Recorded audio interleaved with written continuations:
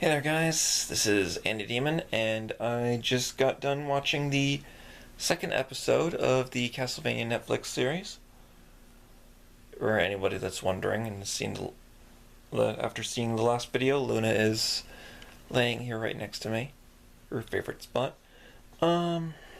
So this episode it introduces Trevor into the show, and oh boy, it seems to me like he is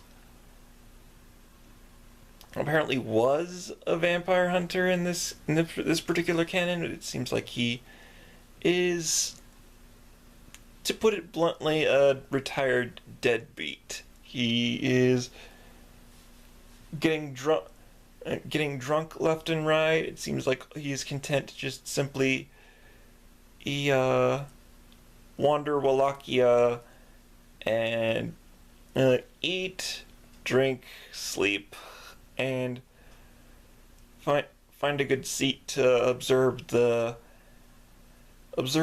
aftermath of the carnage left behind by Dracula's minions. And the aftermath certainly is bloody. There are there's literally hills of dead bodies all over this town that he passes through, and the townsfolk, they are like, it holds nothing back. It's like there is a blood-soaked crib, so it's no secret that no one is safe from Dracula's rampage. No man, woman, or child. So yeah, simply just supplementing what I was saying about the first episode and how excessively gory that one. This is just cranking an already high body count up to about 11,000. So yeah, and Trevor is so apparently in this particular canon, the Belmont is a disgraced noble family. They were cast out by the church because their methods involved using black magic. Apparently, it doesn't really say how much of that is true, and Trevor himself doesn't appear to use anything in lieu of magic. He's just shown using a sword, his whip, the signature whip. I'm not sure if it's the vampire killer, but I'm pretty sure it is. Or either, I think, if I understand the story of Castlevania 3 Dracula's Curse correctly, I think Trevor had to actually find the vampire killer. So for all I know, he could be just using a plain old whip, but believe me, he does use that whip to pretty damn good effect. In this episode, he takes a guy's finger off and then takes out a guy's eye. So, and apparently these two guys that he attacks are, I guess, I'm gonna go the safe route and try to say that they're just thieves thieves or looters posing as priests, but there's nothing explicitly stating that they aren't priests. All you have to go on is Trevor Trevor just outright telling one of the guys that the sword he's using is the kind that a thief would use. So it's implied that they're just posing as priests, but it's never specifically stated.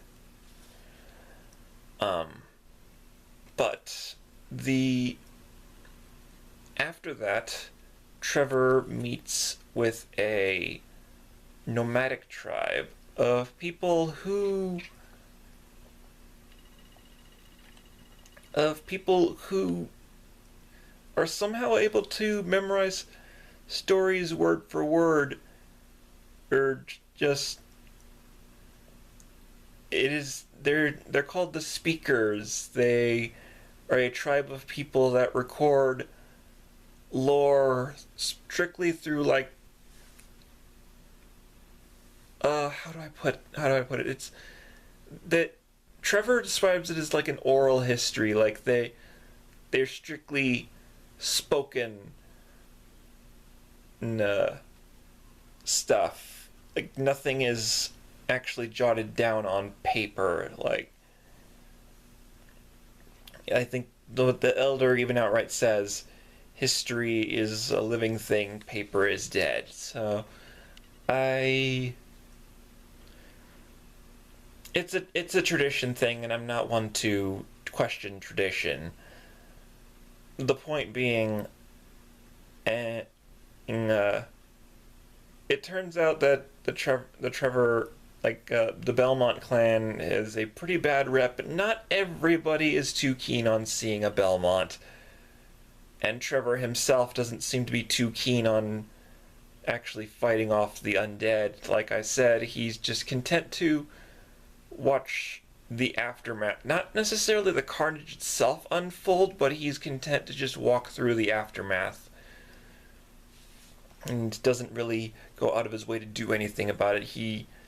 I guess he just decided that, oh, we could have done something about it, but then the church decided that they didn't want us. So if they think they can handle the problem all on their own, then they can go ahead and try.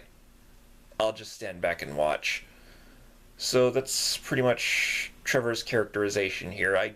Doesn't seem to me like, I don't know if that's how he is in actual games, because it's, let's be blunt here. Castlevania 3 was an NES game. It was light on story and dialogue, so I don't think there was ever really excuse me. Well, it wasn't really anything I would call an exact characterization for Trevor back then, but I did see footage of him as he is in Castlevania Judgment, and he seems to be an awful lot more enthusiastic about fighting.